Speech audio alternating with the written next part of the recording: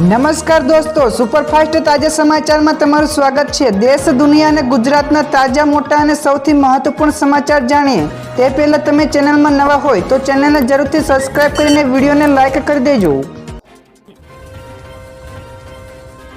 સૌથી પહેલા દોસ્તો આપણે વાત કરીએ તો દેશ સૂર્યપ્રકાશથી ચમકશે, પીએમ મોદીની કરી મોટી જાહેરાત। પીએમ મોદીએ સૂર્યોદય યોજના શરૂ કરવાની જાહેરાત કરતા કહ્યું કે 1 કરોડ ઘરો પર રૂફટોપ સોલાર લગાવવાના લક્ષ્ય સાથે સરકાર પ્રધાનમંત્રી સૂર્યોદય યોજના શરૂ કરશે। તો આનાથી માત્ર ગરીબ અને મધ્યમ વર્ગના ઘરોના લોકોના વીજળીના બિલમાં ઘટાડો નહીં, પરંતુ ભારત ઉર્જા ક્ષેત્રમાં પણ આત્મનિર્ભર બનશે। બીજા સૌથી મોટા સમાચાર, તેજસ્વી યાદવની ગુજરાતીઓ ઉપર ટિપ્પણી મામલે સુપ્રીમ કોર્ટમાં સુનાવણી। બિહારના ડેપ્યુટી સીએમ તેજસ્વી યાદવના કેસને લઈને ગઈકાલે સુપ્રીમ કોર્ટમાં સુનાવણી થઈ હતી। તો કોર્ટે 29 જાન્યુઆરી સુધીમાં આ મામલાને મુલતવી રાખ્યો છે। તો તેજસ્વી યાદવે ગત વર્ષે ગુજરાતીઓ અંગે ટિપ્પણી કરી હતી તો માત્ર ગુજરાતીઓ જ ગુંડા હોઈ શકે છે, પછી તેમની સામે ગુજરાત કોર્ટમાં કેસ નોંધાયો હતો। તો યાદવે આ કેસને દિલ્હીમાં ટ્રાન્સફર કરવાની માંગણી કરતી અરજી દાખલ કરી છે। આગળ વધુ એક સૌથી મોટા સમાચાર, રાહુલ ગાંધી ધરણા ઉપર બેઠા। મંદિરમાં પ્રવેશતા અટકાવ્યા બાદ રાહુલ ગાંધી ધરણા યોજ્યો છે, તો સમર્થકો પણ ધરણા ઉપર બેઠા છે। તો કોંગ્રેસ નેતાઓનો આરોપ છે કે ભાજપે તેમને પૂર્વ પરવાનગી હોવા છતાં પણ મંદિરમાં પ્રવેશતા અટકાવ્યા હતા। તો તેમણે પ્રશ્ન કર્યો છે કે શું ભાજપ નક્કી કરે છે કે કોણ મંદિરમાં અને કયા સમયે જવું જોઈએ? તો આ સરમુખત્વ શાહી શાસનના દિવસો નજીક આવી રહ્યા છે અને જ્યાં સુધી તેઓની મંજૂરી નહીં મળે ત્યાં સુધી તેઓ વિરોધ પ્રદર્શન ચાલુ રાખશે। બીજા સૌથી અગત્યના સમાચાર, અયોધ્યા મંદિર ઉત્તર પ્રદેશને ફળશે। એસબીઆઈ કરેલ રિસર્ચના એક અહેવાલમાં જાણવા મળ્યું છે કે અયોધ્યામાં રામલલ્લાના પ્રાણ પ્રતિષ્ઠાથી 2024-25માં યુપીને 25,000 કરોડ રૂપિયાની વધારાની આવક થવાની સંભાવના છે। તો કહેવાય છે કે રોડ, રેલ અને હવાઈ મુસાફરી વધશે અને હોટલ અને હોસ્પિટલો પણ વધશે। તો તેમાં કહેવામાં આવ્યું છે તો 2027 અને 28 સુધીમાં યુપીની અર્થવ્યવસ્થા $500 અબજ સ્તરને પાર કરી જશે। તો દેશના જીડીપીમાં તે બીજા સ્થાને પહોંચે તેવી આશા પણ સેવાઈ રહી છે। બીજા સૌથી મહત્વના સમાચાર, અયોધ્યા માટે હવાઈ મુસાફરી થઈ સસ્તી। એરલાઇન્સ કંપની સ્પાઇસ જેટે એક ઓફરની જાહેરાત કરતા જણાવ્યું કે કંપની માત્ર ₹1622 અયોધ્યા જવા માટેની ફ્લાઇટની ટિકિટ આપશે, જેનો બુકિંગ સમય 22 થી 28 જાન્યુઆરી 2024 સુધીનો અને યાત્રાનો સમય 22 જાન્યુઆરીથી 30 સપ્ટેમ્બર 2024 સુધીનો છે। તો વધુ માહિતી માટે કંપનીની વેબસાઇટ ચેક કરી શકો છો। તો અગાઉ કંપનીએ અયોધ્યાથી દેશના 8 રૂટો ઉપર ઉડાન સેવા શરૂ કરવાની જાહેરાત પણ કરી હતી। ત્યાર પછીના બીજા સૌથી મોટા સમાચાર, 11 કરોડનો મુગટ અર્પણ કરાયો। રામલલ્લાને સુરતના જાણીતા ઉદ્યોગપતિ ગ્રીનલેબ ડાયમંડ કંપનીના માલિકે સોના અને આભૂષણોથી મઢેલો મુગટ અર્પણ કર્યો છે। તો કુલ 6 કિલોગ્રામ વજન ધરાવતા મુગટમાં 4.5 કિલોગ્રામ સોનું, તદુપરાંત નાની મોટી સાઇઝના હીરા, માણેક, મોતી, પર્લ, નીલમ વગેરે રત્નો જડવામાં આવ્યા છે। તો તમામ સામગ્રીના ઉપયોગ બાદ મુગટનું જે સ્વરૂપ સર્જાયું એ રામચંદ્રના મસ્તક ઉપર અત્યંત શોભાસ્પદ બન્યું છે। તો અંદાજે 11 કરોડનો મુગટ ઉપર અર્પણ કર્યો છે।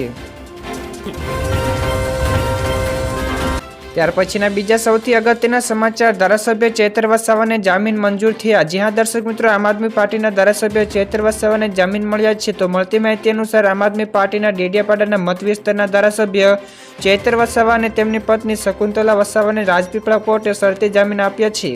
તો વનકર્મીને ધમકાવા અને ફાયરિંગ કેસમાં કોર્ટે આપેલા શરતી જામીન મુજબ ચૈતર વસાવાને ભરૂચ જિલ્લામાં પ્રવેશબંધી પણ યથાવત રહેશે। બીજા સૌથી અગત્યના સમાચાર, ડીઈઓ કચેરી દ્વારા ધોરણ 10 અને 12ની પરીક્ષા માટે ડિજિટલ પ્રશ્ન બેંક બનાવાય। તો એક વિષયમાં અંદાજે 1000 જેટલા પ્રશ્નો સમાવવામાં આવ્યા છે। ધોરણ 10 અને 12ની બોર્ડની પરીક્ષામાં વિદ્યાર્થીઓને સરળતાથી તૈયારી કરી શકે તે માટે અમદાવાદ શહેર જિલ્લા શિક્ષણ અધિકારી કચેરી દ્વારા ડિજિટલ પ્રશ્ન બેંક તૈયાર કરવામાં આવી છે। જોકે આ પ્રશ્ન બેંક ગુજરાતી માધ્યમની તૈયાર કરી છે, જોકે અંગ્રેજી માધ્યમના વિદ્યાર્થીઓ માટે હવે અંગ્રેજી માધ્યમમાં પ્રશ્ન બેંક ઉપલબ્ધ કરવામાં આવશે। ત્યાર પછીના દોસ્તો બીજા સૌથી મહત્વપૂર્ણ સમાચાર, વ્યાજદરમાં કપાત અંગે આરબીઆઈની મોટી જાહેરાત। તો આરબીઆઈના ગવર્નરે જણાવ્યું કે ફુગાવો જ્યાં સુધી 4%ની આસપાસ સ્થિર નહીં થાય ત્યાં સુધી વ્યાજદરમાં કપાત અંગે કોઈપણ પ્રકારની વિચારણા કરવામાં આવશે નહીં।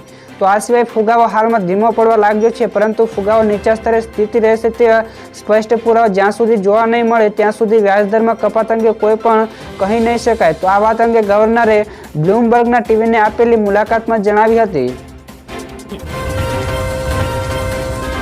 ત્યારબાદના દોસ્તો બીજા સૌથી મોટા સમાચાર સામે આવ્યા છે। અયોધ્યામાં વિશ્વનો સૌથી મોટો દીવો પ્રગટાવ્યો। જી હા દર્શક મિત્રો, 21,000 લીટર તેલ અને 125 કિલોગ્રામ કપાસનો ઉપયોગ કરવામાં આવ્યો છે। તો અયોધ્યામાં રામોત્સવ ઉજવણીની તૈયારીઓ પૂરજોશમાં ચાલી રહી છે। તો આની વચ્ચે બધાની વચ્ચે અયોધ્યામાં દુનિયાનો સૌથી મોટો દીવો પ્રગટાવવામાં આવ્યો છે। તો 300 ફૂટ વ્યાસનો આ દીવો 1008 ટન માટેનો બનાવેલો છે। તો આ દીવોને સતત પ્રજ્વલિત રાખવા માટે 21,000 લીટરથી વધુ તેલનો ઉપયોગ કરવામાં આવ્યો છે। તો દોસ્તો બીજા સૌથી મહત્વપૂર્ણ સમાચાર, સિંગતેલ સહિતના તેલના ભાવમાં સામાન્ય વધઘટ। રૂ કપાસ બજારમાં મક્કમ વલણ જોવા મળ્યું। સિંગતેલ અને કપાસિયા તેલના ભાવમાં સામાન્ય વધઘટ થઈ છે, તો અન્ય તેલોના ભાવમાં સામાન્ય સ્થિરતા જોવા મળી। તો મગફળી બજારમાં ભાવમાં નોંધનીય ફેરફાર જોવા મળ્યો। તો ચણા બેસન બજારમાં સતત સ્થિર વલણ રહેતા વેપારીઓમાં નિરાશા જોવા મળી। તો એરંડા બજારના ભાવમાં પણ વધઘટ જણાતી હતી, જ્યારે રૂ કપાસ બજારના ભાવમાં મક્કમ વલણ જોવા મળ્યું છે। તો ફટાફટ દોસ્તો આગળના બીજા સૌથી મહત્વપૂર્ણ સમાચાર મળ્યા છે। હવામાન નિષ્ણાત અંબાલાલ પટેલ દ્વારા રાજ્યમાં ઠંડીની આગામી દિવસોમાં કેવી અસર રહેશે તેના અંગે સંભાવના વ્યક્ત કરવામાં આવી છે, જેમાં તેમણે કેટલાક ભાગોમાં 10 ડિગ્રી અને તેનાથી પણ નીચું તાપમાન રહેવાની સંભાવના વ્યક્ત કરી છે, જેમાં કચ્છ અને ઉત્તર ગુજરાતના ભાગોમાં ગાત્રો થીજાવતી ઠંડી પડવાની શક્યતાઓ વ્યક્ત કરી છે। તો અંબાલાલે હાલમાં અને આગામી અઠવાડિયે ઠંડીના રાઉન્ડ શરૂ થવાની પણ સંભાવના વ્યક્ત કરી છે। તેની સાથે દોસ્તો ભારતના હવામાન વિશે પણ વાત કરવામાં આવે તો દેશભરમાં ઠંડીનું મોજું। તો ઉત્તર ભારતમાં ગાઢ ધુમ્મસ જોવા મળે। ઉત્તર ભારતમાં તીવ્ર શિયાળો તબાહી મચાવી રહ્યો છે। તો મેદાની વિસ્તારોમાં ફૂંકાતા બર્ફીલા પવનોના કારણે લોકો થરથરી રહ્યા છે। તો તે દરમિયાન ભારતીય હવામાન વિભાગે ઠંડીને લઈને એલર્ટ પણ જારી કર્યું છે। તો હવામાન વિભાગના જણાવ્યા અનુસાર ઉત્તર ભારતમાં આગામી 4 થી 5 દિવસ સુધી ગાઢ ધુમ્મસ અને ઠંડા દિવસની સ્થિતિ યથાવત રહેવાની શક્યતા દર્શાવી છે। તો દોસ્તો બીજા સૌથી અગત્યના સમાચાર ઉત્તર ભારતના હવામાન વિશે પણ મળ્યા છે। તો શીતલહેર અને ધુમ્મસ માટે રેડ એલર્ટ જાહેર કર્યું। તો ફ્લાઇટો અને ટ્રેનો પ્રભાવિત થઈ। તો આગામી 3 દિવસ સુધી હજુ પણ ગંભીર સ્થિતિ યથાવત રહેશે। તો ઠંડીનો પ્રકોપ અટકાવવાના સંકેતો પણ નથી દેખાઈ રહ્યા। તો શીતલહેર અને ગાઢ ધુમ્મસ સમગ્ર ઉત્તર પૂર્વ ભારતમાં પંજાબથી લઈને દિલ્હી એનસીઆર અને પૂર્વીય ઉત્તર પ્રદેશ સુધીના લોકોને પરેશાન કરી રહ્યું છે। તો હવામાન વિભાગના જણાવ્યા અનુસાર 23 જાન્યુઆરી સુધી ઠંડી અને ધુમ્મસને લઈને દિલ્હી, યુપી, પંજાબ અને હરિયાણામાં રેડ તેમજ ઓરેન્જ એલર્ટ જાહેર કરી દેવામાં આવ્યું છે। બીજા સૌથી મોટા સમાચાર, રોબોટ્સ હવે વાહનોમાં ફ્યુલ એટલે કે પેટ્રોલ અને ડીઝલ ભરે છે। તો આર્ટિફિશિયલ ઇન્ટેલિજન્સ તમામ ક્ષેત્રોમાં નોકરી માટે ખતરો બની ગયું છે। તો લાખો નોકરીઓનું જોખમમાં છે, કારણ કે એઆઈ એટલે કે આર્ટિફિશિયલ ઇન્ટેલિજન્સ માનવીય નોકરીઓ કરી શકે છે। તો હાલમાં તેની અસર આઈટીમાં છે, પરંતુ તાજેતરમાં જ એઆઈ એટલે કે artificial intelligence robot petrol pump પર ઘણી ઈંધણ ભરી રહ્યા છે। તો આ વિડીયો વાયરલ થઈ રહ્યો છે। તો એઆઈ ટેકનોલોજીથી આવનારા દિવસોમાં મજૂરો માટે ખતરો બની શકે છે। તો દોસ્તો બીજા સૌથી અગત્યના સમાચાર, મોદી સરકાર કરશે આ મોટી જાહેરાત। તો લોકસભાની ચૂંટણીના ગણતરીના મહિનાઓ જ બાકી છે। તો મોદી સરકાર આગામી દિવસોમાં સસ્તા દરે એલપીજી સિલિન્ડર આપવાનું વિચારી રહી છે। તો ગયા વર્ષે પણ એલપીજી સિલિન્ડરના ભાવમાં ₹200નો ઘટાડો કર્યો હતો। તો આ નિર્ણય બાદ પીએમ ઉજ્જવલા યોજના હેઠળ લાભાર્થીઓને ₹400ની સબસિડી શરૂ થઈ હતી। તો લોકસભાની ચૂંટણીને લઈને ગેસ સિલિન્ડરના ભાવમાં ઘટાડાની ચર્ચાઓ પણ હવેથી ચાલી રહી છે। તો કેન્દ્ર સરકાર દ્વારા આગામી દિવસોમાં ₹300ની સબસિડીની રકમ વધારો કરવાની નિર્ણય લઈ શકે છે।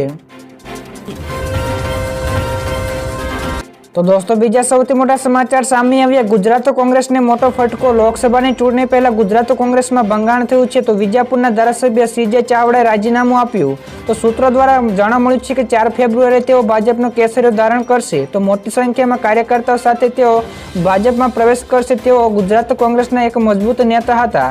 તો તેમના રાજીનામા બાદ ઉત્તર ગુજરાતમાં કોંગ્રેસને મોટું નુકસાન થયું છે।